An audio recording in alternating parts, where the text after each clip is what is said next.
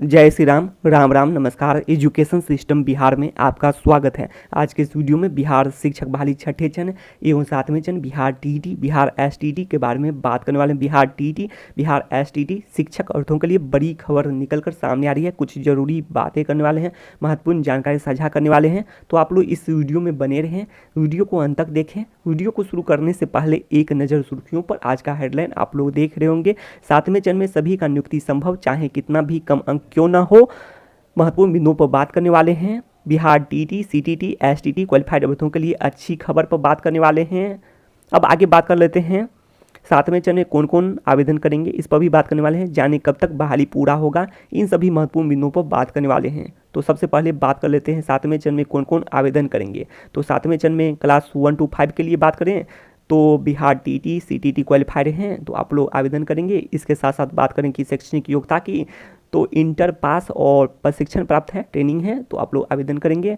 उसके बाद आगे बात कर लेते हैं 6 to 8 की बात करें। क्लास 6 to 8 के लिए भी ग्रेजुएशन पास होना चाहिए और ग्रेजुएशन पास के अलावा प्रशिक्षण प्राप्त होना चाहिए और इसके अलावा बिहार टीटी या फिर सीटीटी क्वालिफाइड हैं तो आप लोग आवेदन करेंगे। अब आगे बात कर लेते हैं माध्यमिक एवं उच्च माध्यमिक शिक्षक के लिए।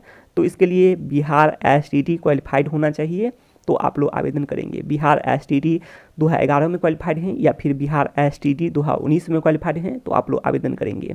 अब आगे बात कर लेते हैं इसमें, जैसे कि बिहार एसटीटी 2019 में मेरिट लिस्ट में हैं वो भी आवेदन करेंगे और जो नोट इन मेरिट लिस्ट में है वो भी आवेदन करेंगे। अब आगे बात कर लेते हैं विज्ञापन के अनुसार पहले ही स्पष्ट कर चुके हैं डायग्राम के माध्यम से प्रमाण पत्र के बारे में, केवल क्वालिफाइड के रूप में ही प्रमाण पत्र निर्गत होना चाहिए और इसके लिए यह भी बातें स्पष्ट कर दी हैं, पसंद के अनुसार से भी दिया जा सकता है। 12 मार्च और 21 जून के अनुसार बातें कर चुके हैं और बात करें तो 12 मार्च के अनुसार जो रिजल्ट है टीटी एसटीटी के अनुसार क्वालिफाइड के रूप में यही उचित और तर्कसंगत है, लेकिन पसंद के अनुसार से भी बातें कर चुके हैं। जब बोर्ड द्वारा बना दिया गया है विज्ञापित पद के अनुसार मेरिट लिस्ट कुल पद के बराबर, तो पसंद के अनुसार से दिया जा सकता है, लेकिन प्रमाण पत्र तो सभी क्वालिफाइड को मिलना ही है। और उसमें यह बातें आप लोग ऐसे भी समझ सकते हैं, जैसे कि बात कर लेते हैं इंटर में आप लोग देखते होंगे मार्क के आगे में जैसे देखते होंगे जिसका 75 से ज़्यादा रहता है तो उसमें डी साइड में लिखा रहता है। वही बात है यहाँ पर मेरिट लिस्ट का ये लिखा रहेगा, इसका महत्व सांकेतिक है, टॉपर है, इस अनुसार से आप लोग समझ सकते हैं, अंदाजा रहेगा। यही सब बात है, सांकेतिक है महत्व, आप लोग ये समझें। लेकिन आवेदन सभी करेंगे, सभी क्वालिफाइड अभ्यर्थी। तो इसीलिए बात करें तो 12 मार्च की तरह सभी टीटी एसटीटी की तरह बात करें तो क्वालिफाइड के रूप में भी प्रमाण पत्र दिया जा सकता है। और विज्ञापन के अनुसार बात करें तो नोट इन मेरिट लिस्ट होना ही नहीं चाहिए था। और विज्ञापन में कैसे बदलाव, आप लोग ये भी समझ सकते हैं कि कैसे कर दिया रिजल्ट सीट में बदलाव, ये भी बातें हैं। 12 मार्च और 21 जून को आप लोग देखे भी होंगे, रिजल्ट सीट में ही बदलाव कर दिया गया। तो ये सभी बातें हैं। तो प्रमाण पत्र के लिए आप लोग मान के चलें कि क्वालिफाइड के रूप में ही होना चाहिए 12 मार्च जैसे सभी टीटी एसटीटी के अनुसार। अब आगे बात कर लेते हैं। अब आगे आप लोग ये सभी देख रहे होंगे, चाहे कितना भी कम अंक क्यों ना हो, सातवें चरण में सभी का नियुक्ति संभव। तो इसका एक कारण यह भी है कि इसमें बिहार राज्य के निवासी और भारत का नागरिक हो और बिहार राज्य का निवासी हो। तो ऐसे में आप लोग समझ सकते हैं निवासी होने का प्रमाण पत्र आप लोग के पास है तो आप लोग आवेदन करेंगे। तो इसमें आप लोग समझ सकते हैं कि भीड़ कम होगा और जिनका भी कम अंक भी है तो आप लोग समझ सकते हैं नौकरी पक्की हो जाएगी, नियुक्ति संभव है। तो अच्छी खबर निकल कर सामने आ रही है बिहार टीटी सीटीटी अभ्यर्थियों के लिए। और एसटीटी की बात करें तो इसमें भी तो नौकरी पक्की ही है लगभग। बात कर लेते हैं सोशल साइंस और कंप्यूटर साइंस विषय में, तो इसमें चाहिए कि और भी पद, रिक्तियों की संख्या बढ़े और भी पद सृजित एवं स्वीकृत हों। तो ऐसे में आप लोग ये भी समझ सकते हैं, जैसे कि बात किए हैं अभी ही पिछले वीडियो में ही बात कर चुके हैं, आप लोग को याद भी होगा कि जो उत्क्रमित अर्थात नव स्थापित एवं उत्क्रमित उच्च माध्यमिक विद्यालयों की संख्या काफ़ी बढ़ी है, 5334 ऑफिशियल तौर पर है। वैसे न्यूज के अनुसार यदि बात करें तो 6421 है। तो इतने पद यदि जुड़ जाते हैं 5000 से अधिक पद, तो इसमें भी सोशल साइंस और कंप्यूटर साइंस विषय में भी यदि इतने पद 5000 से अधिक पद जुड़ जाते हैं तो लगभग नौकरी सभी क्वालिफाइड की नौकरी पक्की हो जाएगी। सोशल साइंस में तो और भी अच्छा है कि रिक्तियों की संख्या बहुत बढ़ने की संभावना है, रिटायर भी होंगे, तो ये सब भी बात है। तो सोशल साइंस में काफ़ी पद बढ़ने की संभावना है। तो ऐसे में नौकरी सबकी पक्की हो जाएगी। अब आगे बात कर लेते हैं, कंप्यूटर साइंस में भी बात कर चुके हैं। इधर 5300 की करीब, यदि 5000 करीब बढ़ जाते हैं तो अधिकतर की नौकरी पक्की हो जाएगी। अब आगे देख लेते हैं, आप लोग ये सभी देख रहे होंगे। तो ये छठे चरण की बात कर लेते हैं। छठे चरण के अभ्यर्थियों के लिए अच्छी खबर है, और पहले भी स्पष्ट कर चुके हैं शिक्षा मंत्री जी, निर्देश दिए हैं कि हर हाल में जो निर्धारित तिथि है उसी पर नियुक्ति पत्र बांटे जाए। तो अच्छी खबर है, होली से पहले ही आप लोगों को खुशखबरी देखने को मिलेगी।